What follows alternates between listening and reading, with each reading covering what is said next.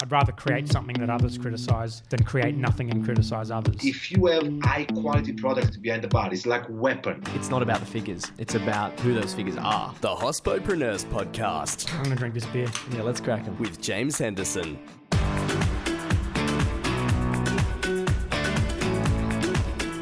Hello and welcome to episode 53 of the Hospopreneurs Podcast. My guest today shares his experiences in the industry from the perspective of a chef.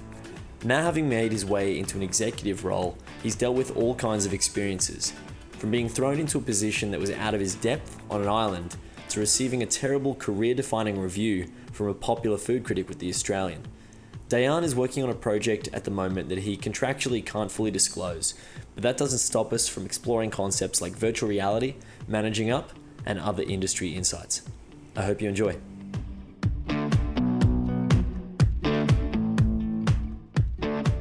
Hello and welcome to the show, Dayan. Hi, how are you? Very well, thank you. Very well. Thank you for joining us today. You know my first question. I do.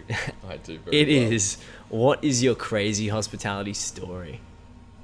So I obviously have done a little bit of research on this one, and it's one of those things, and I told a few stories last night to my fam, and the one that sticks out the best, and I think it is probably the most vivid for me, is just over 10 years ago now. I was working at Key in Sydney. Big kitchen, staff of, I think we had 24, 25 at the time, winning every award under the sun and all of that fun stuff.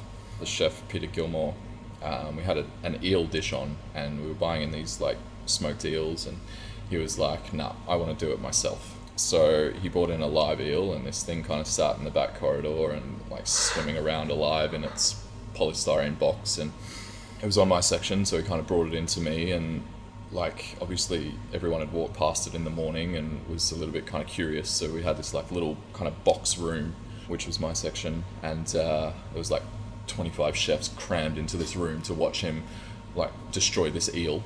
Like he grabbed it by the head and lopped its head off, and I don't think he was quite aware of what was coming next. Obviously it spat out quite a lot of blood, but he put this thing into a bucket of ice with its kind of tail hanging up out of the bucket of ice, and it just kind of flailed about for, I reckon it was going for a good 2 hours. Really? This thing was just sitting in a bucket of ice flailing. And Was it quite violent? Like, was it violently flailing? Because I don't know what it's like to chop off an eel's head and stick it in a bucket of ice. I don't think it was put out the way it should have been. Yeah. Because obviously there's a way to do it and there's a way not to do it, and I don't think that was the way to do it. And then I still remember he cut it into these sections that were probably about 5-6 inches, and then just put it in the fridge. 3 days later, these sections of 5-6 inches were still moving, still in rigor mortis. It was out of control. It was one of the most bizarre things that I've ever witnessed, and pointless as well, because we just kept buying the pre-cooked, already smoked eels. Yes. But it was funny to kind of see this crowd of chefs standing there watching a man who is very wise and knows a lot about what he does do something that he just had no idea about. Yeah, it was a unique experience, and it's one that stuck with me for quite some time. Wow, yeah, thank you. Thank you for sharing that story. That is definitely a crazy hospitality story. Dayan, I'd like to know why you do what you do. It's kind of changed a lot over the years for me. There's a lot of, talk about hospitality as an industry, and especially the culinary side of it being one of those things where it's like you're giving more than you're getting. And I've tried to kind of, change that for myself to taking more away from it than just going to work and cooking and managing and all of those kinds of things. But to begin with, for me, I grew up in a very humble kind of setting. My wife likes to joke about it being the projects. Yeah, but I grew up a very humble life, and there was some pretty kind of dark things in my life that I kind of wanted to get away from. And the hospitality industry being, you're away from weekends, you're away from night times, you're away from all of those kinds of things. That appealed to me at that time in my life. So yeah, I got into it very, very quickly because of that. But I was very lucky. The place that I got into, it was a cafe. It wasn't amazing. For a cafe, it was amazing. I still remember my very first day was a Saturday, and we did 400 for lunch. And I was like, okay, cool, Well. this is strange. But the people that I worked with in that space were kind of like in the twilight of their career and had done some amazing things, worked in some amazing restaurants, had some amazing connections. So their just general banter in the kitchen kind of introduced me to the industry a lot quicker than I guess a lot of other people probably would have in spaces with people that didn't really nurture that way. So from that kind of point, my goal and ambition was to kind of work in the best spaces and gain as much experience in the best spaces as I possibly could. And I did that. I went from that space to working in, the restaurant that had won Regional Restaurant of the Year. It was, winning all that it could. And then into the restaurant that was winning Restaurant of the Year and all of those kinds of things. And then traveling and, doing stages overseas in amazing restaurants that were, again, winning stars, winning, what they could. But then I've kind of come back to Australia and come into management and come into, all of those things that they never teach you within this industry. You kind of just fly by the seat of your pants and pick up a style as you go along. I think it was having a family and, having to slow down intentionally that kind of has brought upon this more profound look at the hospitality industry. And, my take on it now is that with food, with an experience and, wine and cocktails and all of those things, you can meet a person that you are serving or that you are cooking for or that comes into your space. And if you do it right, you adjust yourself to them and you give them that something little extra, that little sparkle, you can effectively remain in that person's memory for the rest of their life. And that's an amazing thing. And I think a lot of people take that for granted, but I still to this day remember the greatest meals of my life. I'm sure you can still remember the greatest meals of your life, and I'm sure just about anyone will remember, and they will remember the smell of the restaurant, whether it be that they smelt what was cooking.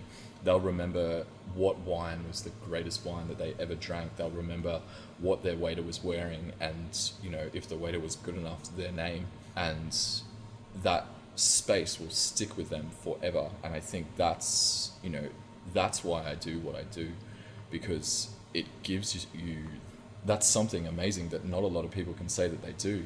Someone that works in an office all day can't do that. They can't affect someone that way, and it's quite a beautiful thing. It ends up being about as you said, the memories that we create, the experiences that we provide for people.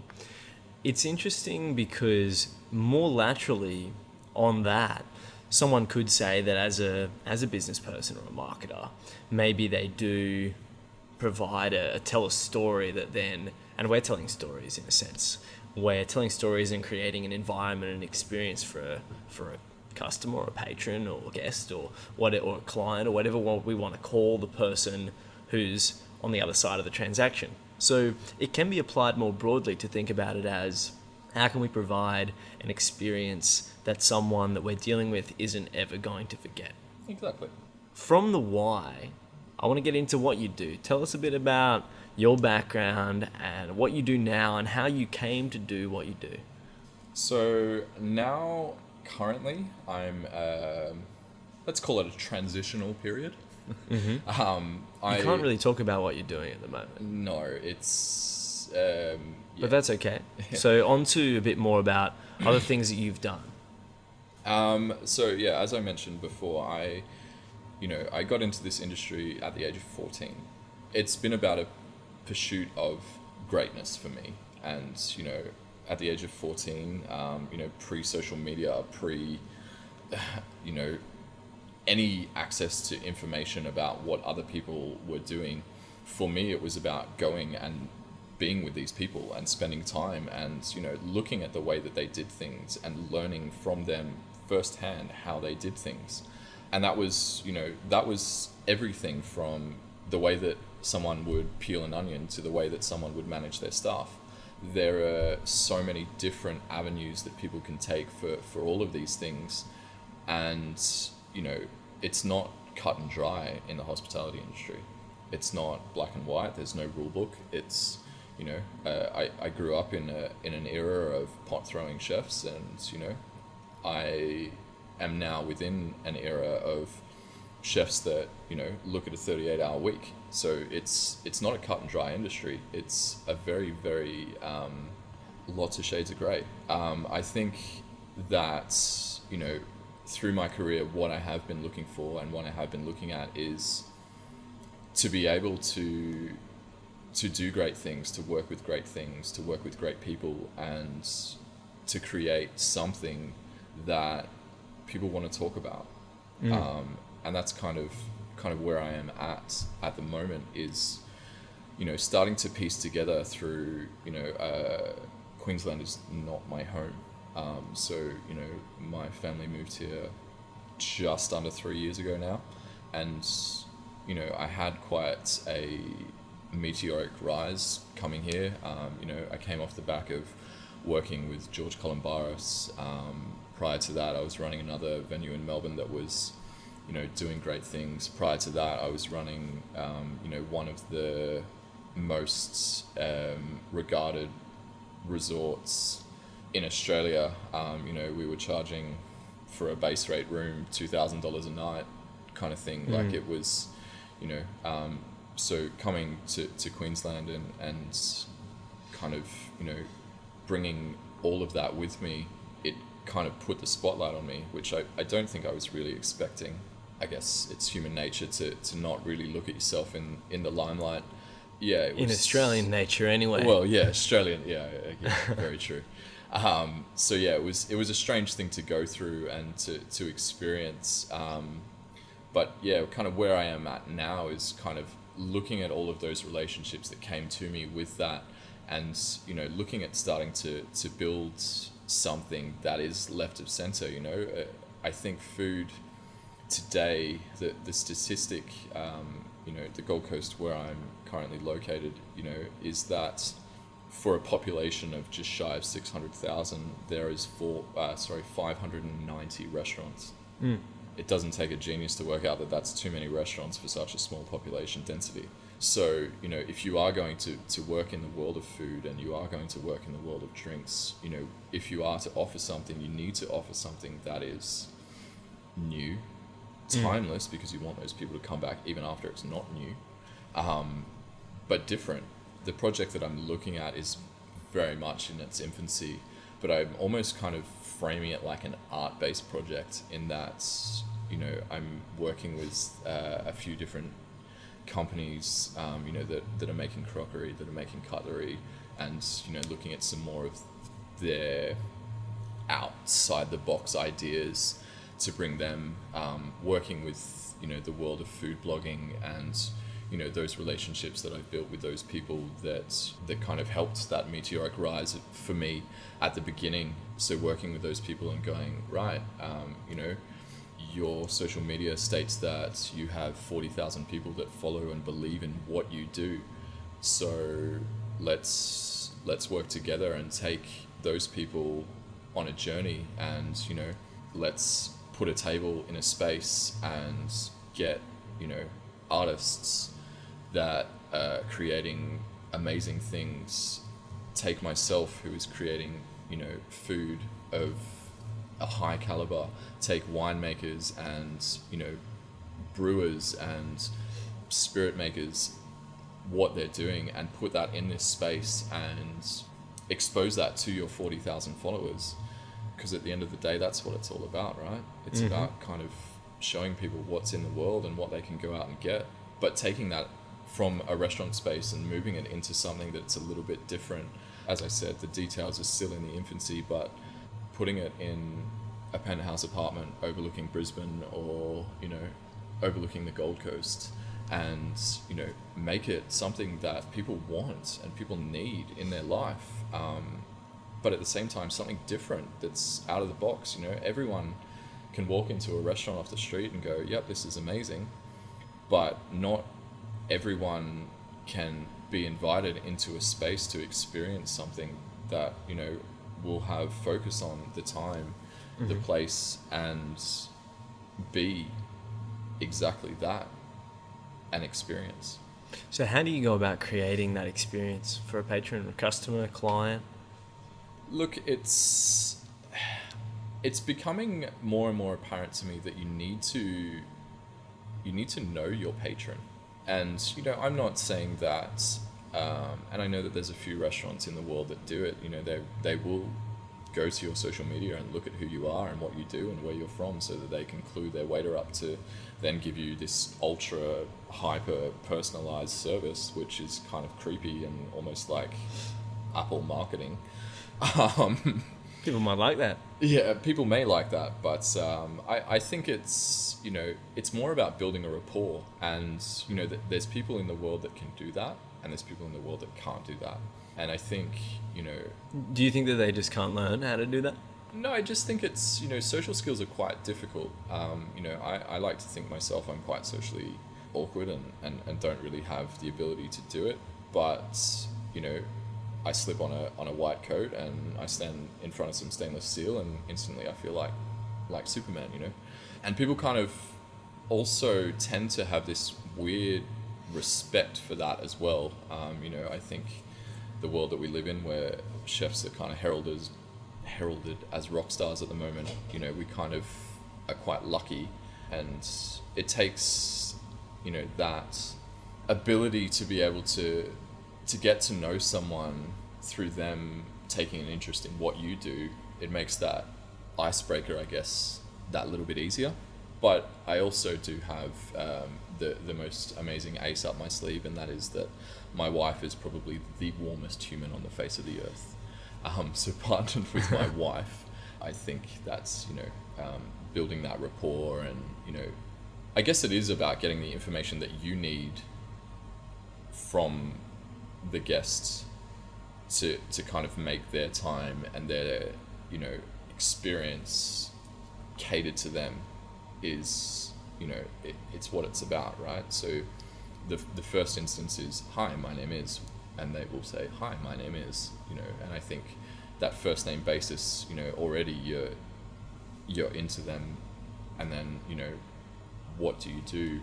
How have you gotten here this evening? You know, how is your day traveling? You know, all of these basics is starting to kind of put some cue cards in your head to be able to go, all right, so, you know, and the idea and the concept is to kind of have a small communal table. So, you know, the ability to be able to kind of go, yep, Mr. Jones is a banker, and, you know, Mrs. Smith over here is, you know, in the world of finance as well. And, you know, and then you kind of building this picture of people and, you know, kind of almost playing with them to a certain extent. It's interesting because everything that I do is around asking questions, and I don't know the answers, but I know the right questions to ask. And so I pride myself on my ability to ask questions. As a podcaster, I ask questions. As a consultant, I ask questions. As a philosopher or musician, there's all these things that I do that I just consider myself to be a professional question asker, right? And so it's interesting because I think of it as a dance. And you just sort of started to touch on it there. It's this creative act where a conversation is that you put something out there, you make a step, and then they'll give you a return step, and then you have to deal with that. It's the move that you've got to handle next. And it becomes this beautiful thing. Conversation becomes this beautiful art form. And that's sort of, I think, what you're touching on there. Yeah, basically. So on that, what do you think about the sort of open plan kitchen then? Do you think there's a disconnect between front and back of house? Look, I don't necessarily think that at all. I think if you have the right people in place, they will 100% advocate for you. And if you give them a reason to advocate for you, if you believe in them, they will believe in you. But I do, not naively, I do understand that in Australia, front of house is not a career option.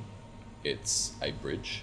There are some people that do take it as a career option, and those people are amazing. But for most people, the 90%, it's a bridge. They're using it to fund their way through university, to fund their gap year, to use their working holiday visa, all of these kinds of things. And that's something I'm trying to change through the show. Obviously, it's to reach more people and tell them, show the broader community and the business world that hospitality is a serious industry. It definitely is. And, if you look at Europe or the United States or any of these places, a career in hospitality it's not a joke. It is a highly regarded industry, and the people that are the heroes are genuinely heroes. And I think it's just I don't know, it's probably one of those kind of balancing acts. I guess in Australia we need to pay people a certain amount of money, and if you are a university goer, then you're at uni all day, so you can work at night, and it's quite attractive to work in an industry that pays reasonably well. And then you add tips on top, and life's pretty smick. Yeah. Obviously, you've achieved a lot so far on your journey, and that hasn't been without some, I suppose, speed bumps or obstacles, some struggle along the way. Tell us a bit about your friend who wrote about you. Friend, I think, is very fast and loose. But he picked me up early when I first got to Melbourne.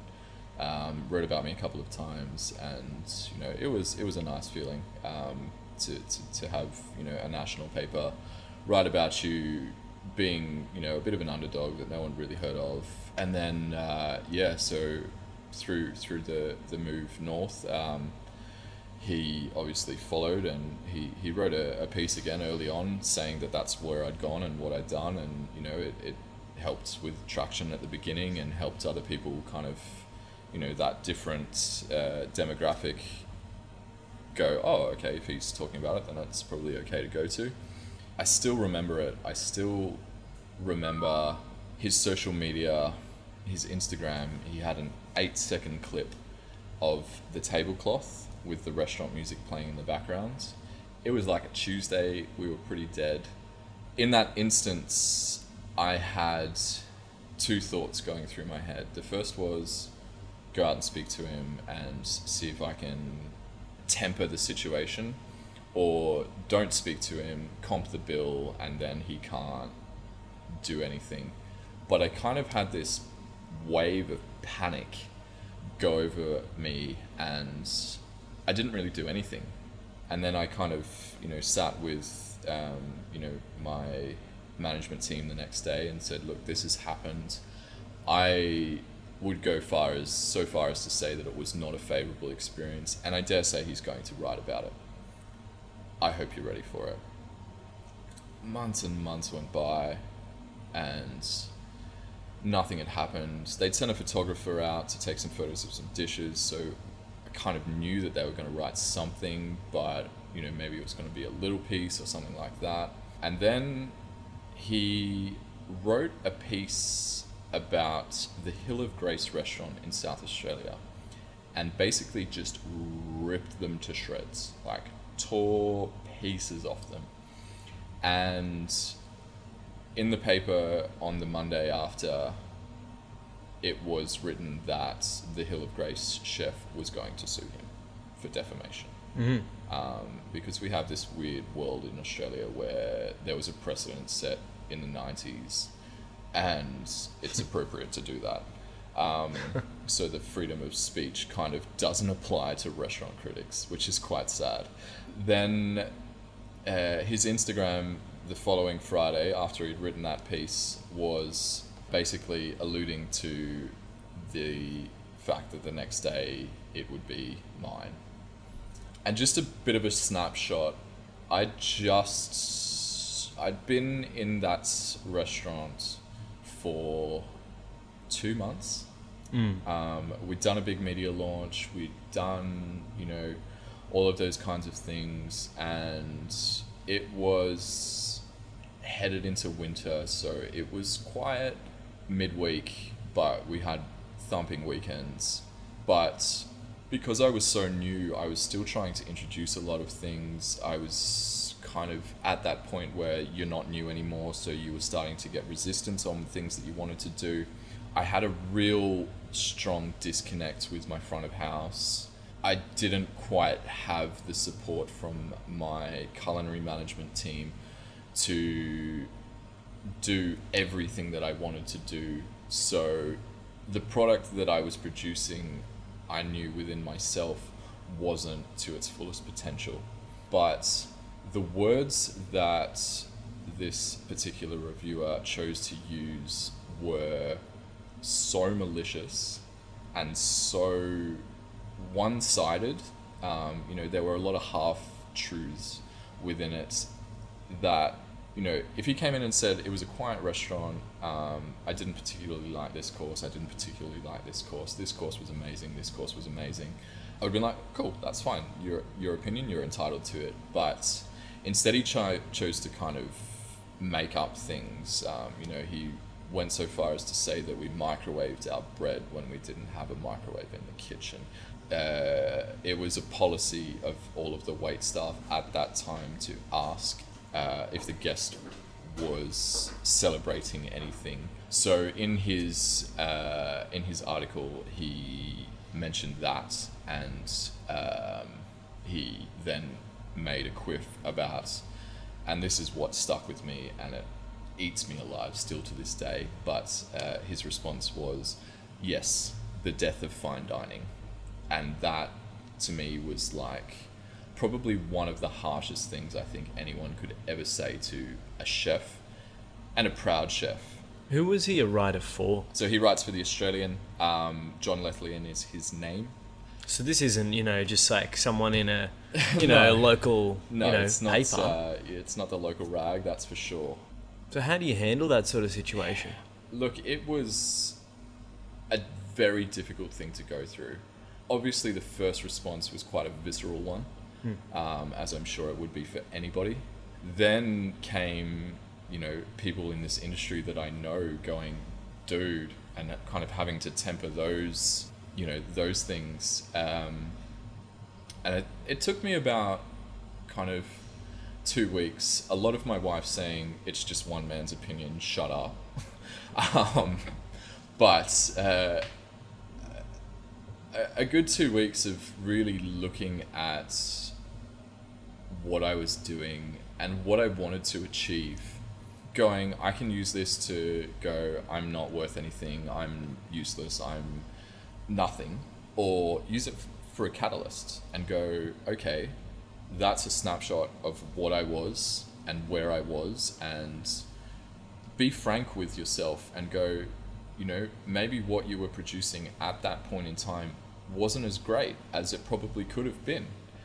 And from that point, go, everything that I need to produce needs to be great. And I did. I also went, I'm clashing with my front of house, and these people need to be my friend. They need to be my advocate. They need to sell what I believe, because I can't.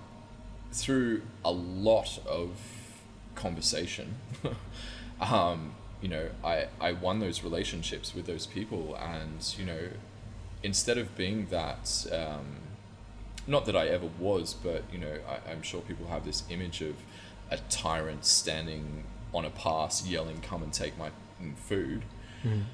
I would go, okay, cool, my front of house is in the weeds. I'm going to go and take the food and speak to the guests and, give them a snapshot. If my front of house doesn't have the time to do it, then, I've put myself in a position where I do, so I can do that. And, through them watching me graft and, and deal with sometimes some pretty unruly people, they gained a respect, and they started to believe in my own personal beliefs, and they started to advocate for that. And, we then turned into a restaurant that, we won 2 hats.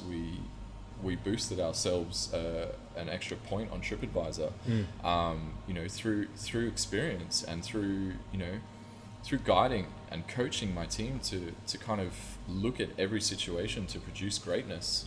I still hate that man wrote what he did, but I'm also very thankful because it was that catalyst for change for me. It was a real kind of look at yourself in the mirror situation, and you know, I needed to kind of bring myself down a little bit to go, no, we actually need to kind of look at our systems and look at what we're doing to create something greater. That's cool. So it was obviously a gift in the form of humility. Yeah. Very cool. So how then, you said that you had to inspire your team to create greatness. So how do you go about inspiring your team to do that? So back to what I said at the very beginning, you know, using that profound notion of people will remember you, you know, with a back of house team, you know, it is telling them that there are guests that have, you know, traveled from all over the world to be in this space, and if you aim for perfection every second of every day, they will remember what they've eaten, and by extension they will remember you.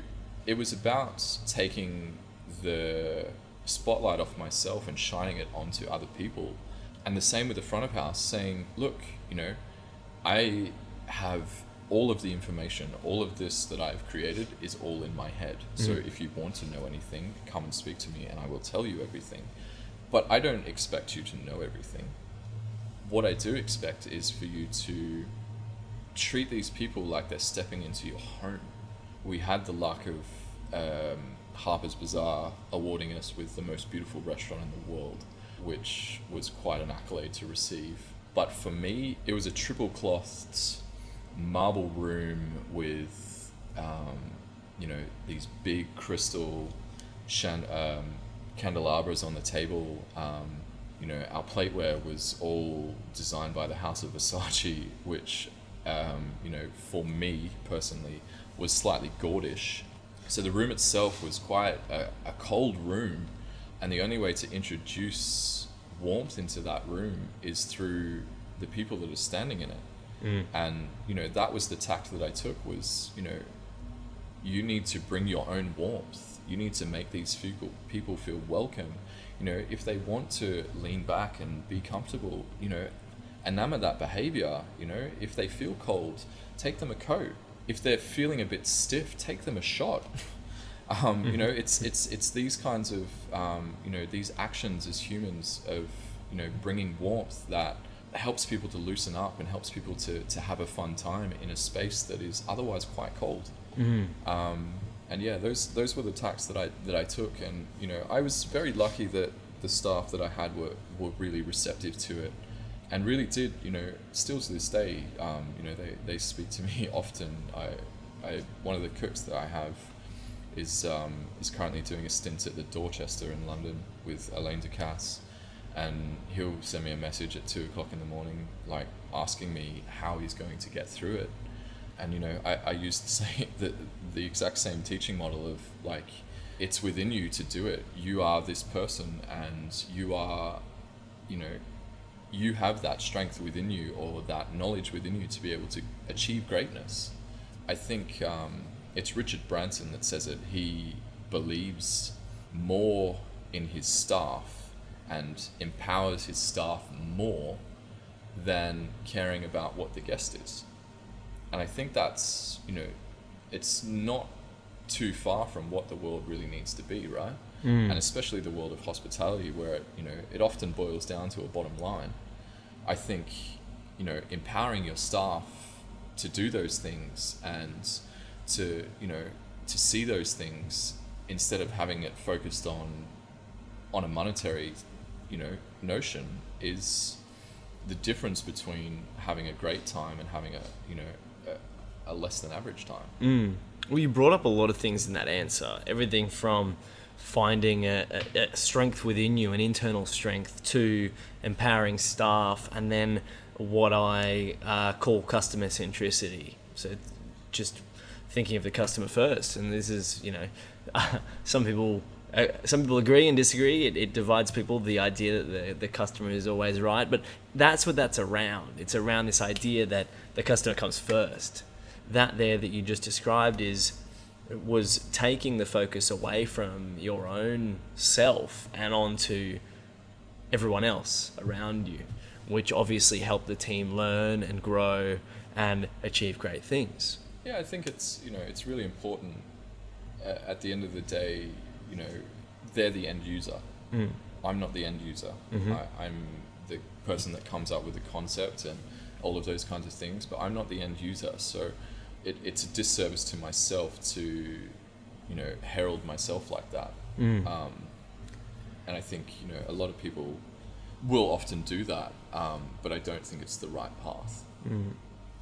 Even when we've got a great team and things are going really well and everything seems to be working, we've got all these great ideas, we want to implement those ideas, sometimes they're not supported. Can you tell us a bit about your experience with that? Yeah, so it was in the same space. So the same restaurant that was awarded the most fashionable restaurant in the world, or the most beautiful restaurant in the world, or whatever it was. It was also a restaurant that celebrated its 16th birthday, an amazing night, as sponsored by Louis Vuitton Moet Hennessy. So we had a night of Dom Perignon, which some drops I will never forget. It was a 16-year-old space. So, trying to capture a local market to tell them to come back to a space that they've already been within, and, it had a little bit of a rocky road with chefs and kind of, went through quite a few before I'd started. So their trust in the space was not great. So I looked at, how to change that and how to not destroy a multi-million-dollar marble space, because that would just be stupid, but to use technology at hand that would be able to take the guest from that space without actually physically taking them from that space. So I did a little bit of research into different ways that I could do that, and I came across a company based out of Melbourne called Catalyst VR. And they had done an AR experience with a restaurant in Melbourne called Lume, where they kind of, they went on a journey with the chef, out into the lemon fields. And at the time, obviously because you can't see what's in front of you, the waiter would spray a scent of lemon and you would, put yourself in that space. And then, off come the goggles and there's your dish of lemon, whatever it may have been at that time. Which is a pretty amazing thing. I wanted to go a step further, and I actually had a conversation with a man in California around, virtual and augmented realities and, what he was doing. And I talked to him for about 4 hours. It was out of control. But basically, where was he in California? Was he in San Francisco? I believe so, yeah. Where a lot of obviously the hub, Silicon Valley. Exactly. And he kind of was working on a product and a technology where, it didn't correlate with what I was doing, but it was admirable all the same. But where they were taking people who were quadriplegic, paraplegic, or, had their jaws destroyed or were born without that ability, and ultimately people that had to be tube fed, they were taking this idea of virtual reality and applying it to these people so that they could see something that they were eating, they could smell something through putting something in the air around them. And this is where they lost me, and I was kind of like, this is a bit strange. But they had an apparatus that they'd sit on the end user's jaw, and it would stimulate chewing because they otherwise couldn't. So you could give this person that was being tube fed this sensation of being able to eat, which is something that everyone takes for granted. But I guess, if you were to imagine you broke your jaw and you couldn't chew, like that steak that you love to eat on a Thursday night, it is gone from your life. So the ability to be able to introduce that back into someone's life that had lost it, it was quite an admirable thing. But instead, I took all of this and all of these kinds of conversations that I had with people.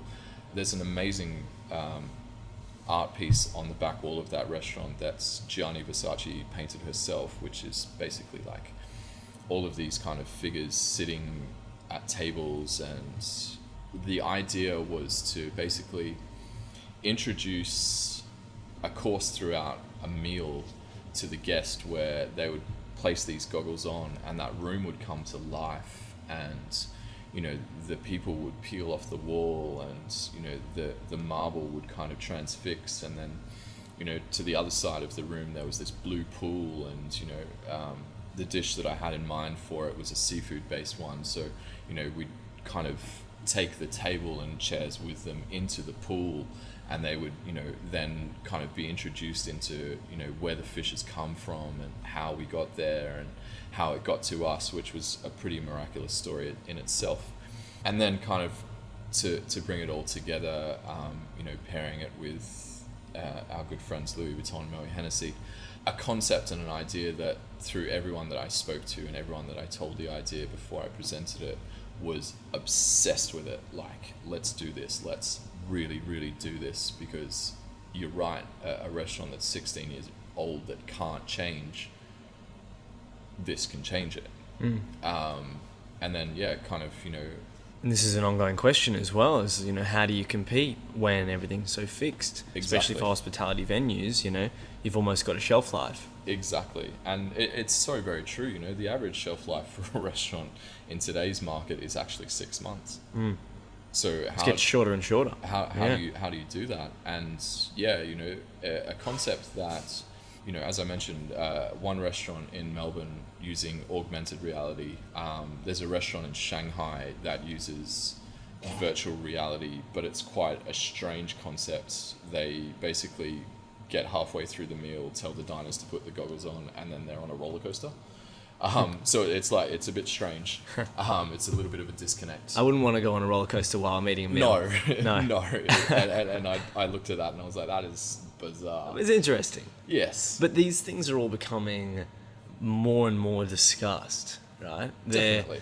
They're becoming more prevalent in the world. And if you talk to a VR or AR company, they're going to go, oh yeah, we can totally do that. We can animate that, and this is what we do. And people who've designed animations and gaming and those sorts of worlds have been doing these things for a very long time now. And it's becoming more and more prevalent in the business community. And I see a lot of applications in hospitality, and this is one that you identified independently, and that's a reason we connected, and I thought it'd be an awesome story to share with our listeners. So what other innovations or opportunities in technology do you see available to the hospitality industry? Look, I think there's a lot. Tech is one of those things now that everyone has a smartphone in their pocket. Everyone has access to the internet at the touch of a button and can access through that anything that they want. You can have food delivered to your door. You can have flowers delivered to your door. You can have alcohol delivered to your door at the touch of a button. So I think, as a consumer, if you look at the marketplace and you look at what's out there, you need to be able to, again, at the touch of a button, you can discern whether or not, that place is applicable to your needs. But I think, taking the idea of tech and placing it into the world of culinary arts, is something that I think has been overlooked for such a long period of time. People have taken it as a delivery system, which, has helped the downfall of the industry and the downfall of, market trends, because you can get the finest sushi from the finest restaurant because they still need to make money delivered to your doorstep. The ability to be able to use that world, to be able to use the idea of things like a hologram, let's say, for instance, McDonald's wanted to explore this avenue, and they had a table that you sat down at when you walked into the restaurant, and you went in and you said, okay, so I want a burger, and you tap on burger, and it brings up a hologram of 2 burger buns, and then you go, okay, I want 2 patties. It throws 2 patties up there, and you're looking at 2 patties. I want cheese, I want pickles, and it's instantly throwing this together. And then you kind of go to the end, and there's your burger in front of you, and in the time that it's taken you to construct it there, the 14-year-old in the back has constructed it for you in real life, and it's presented to you like underneath kind of thing. Like these kinds of technologies are things that I feel are going to elevate someone's experience within these spaces. And some people may find it gimmicky, but I think enough people out there will look at these things and go, that's something that I need, it's something that I have to experience. And I think it will then start to make people go, okay, I don't need to stay within the bounds of my own home. I need to go out and I need to start exploring again. And it will help to kind of bring back that idea. I think a lot of restaurants are about food, and that's great, and about ethics, that's great. What that kind of delivery notion has done to the industry is it's bastardized it. It's gone, okay, I can share in the ethos and the beliefs and all of that kind of thing, but I can also have it delivered to my doorstep, so I don't have to put on a dress, put on my makeup, and go out in the world. Whereas if you are then drawing those people to you, they have to do that. And I think it will bring in a new era of where food can go and what food can potentially be. Totally. I think that there's fear within the industry around losing what's important about hospitality, which is that direct service, that direct connection with a customer, that physical component, that tangible aspect. And that's what we romanticize about. And that's what's really incredibly important in the industry. And we lose a lot of that about when technology comes in, and you can get the best sushi in the city delivered, and it comes all warped in a little box, and then you're like, oh, that wasn't as good as I thought it was going to be. That's the best sushi in the city, right? And it dilutes the great aspects of hospitality. And so what we need to do is find a way to humanize that digital world. That's actually something I'm going to be talking about soon. I've got a seminar coming up, but I will have had it by the time this episode comes out. I think that's just, we need to be thinking about how technology is absolutely going to revolutionize the industry, and then how we can compete in a world where some areas of the industry have been completely changed. The whole environment has been completely flipped. What do venues look like in the future when people want to just order delivery food to maybe to the venue? Is the venue providing an experience? Is it just an atmosphere? Is it just a space? Can you order food delivered to that space? Are there food offerings there? Are they just remote kitchens? Or, I'm wondering what, and with no area to eat, what do these venues of the future look like? I'm particularly interested in, and what's going to be happening and how people can compete. And that's something that we've touched on a few times in other episodes. But for the sake of time, I'd like to ask you what your biggest challenge is right now. I think the biggest challenge for me right now is being now headed into year 17 of being a chef. It's about kind of figuring out what I want to achieve. For the kind of 15 years prior, what I wanted to achieve was winning a chef's hat. That was all my drive was. Now it sits at home on my wall in my kitchen, and and you're like, cool, what next? Yeah. Yeah.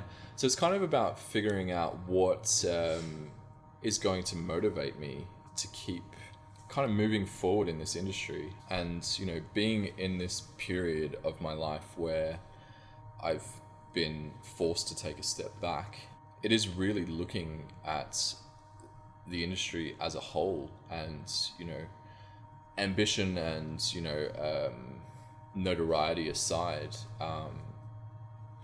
what I look for is now going, well, I've achieved that. It was great.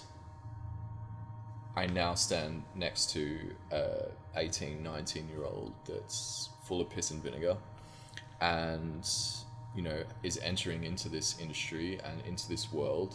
What can I translate to those people, to that guy, to make him go, I want to aspire to be that. I want to aspire to achieve those goals and to see those things.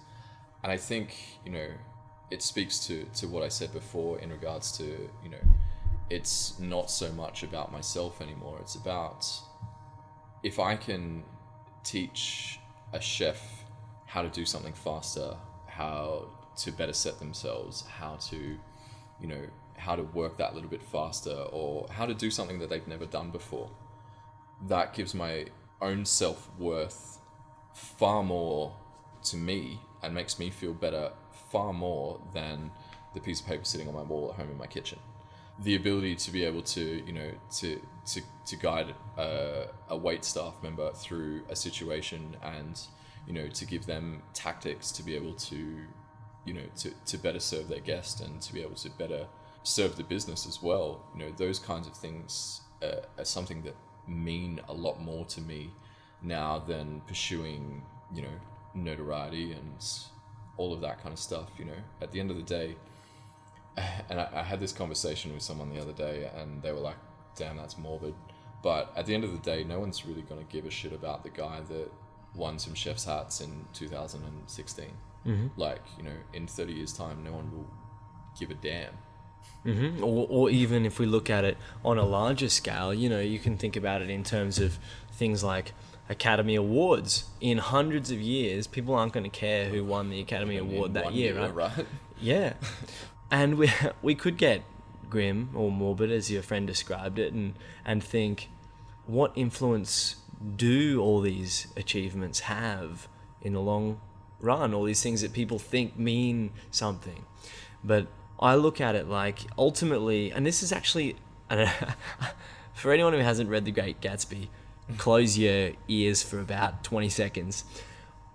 The last page of The Great Gatsby describes how time ripples away like the ocean does, sort of washes in and fades out into the distance, long into the past.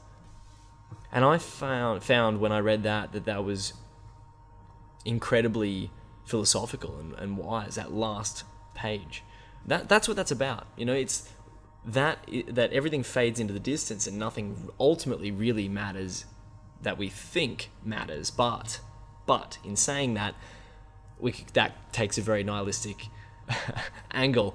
I think about it like, what influence can we have around us? How can we help other people enjoy the lives that they live? Whether we influence one person or 100 people or 1,000 people or 500,000 people, we influence other people's lives. So it becomes a platform to help other people, or to help them enjoy their lives, to understand and enjoy their lives, maybe to influence them to give to other people. I think that's the best way to live it. Not about, look at me and these are the awards that I've won and whatnot. That's not what it's about. And that's what you described is, who cares about the awards? Exactly. And I think, if you do look at it in that, slightly macabre sense, it is, when you are laying on your deathbed, do you want to think about, oh, I achieved this and I achieved this? Or do you want the people that are around you to go, you were a person that inspired me to achieve greatness? And I think that, to me, means so much more than personal achievement. And it's, it's a really beautiful thing, and it's taken quite some time to get there. Fantastic. I think that's a great way to end the episode. Thank you very much for being on the show It's my today, pleasure. Dayan. Thank you for having me. The show today was produced by Angus Brennan. If you'd like to know more about hospopreneurs, for advice, insights, and extra content, find us at hospopreneurs.com. Thanks for listening.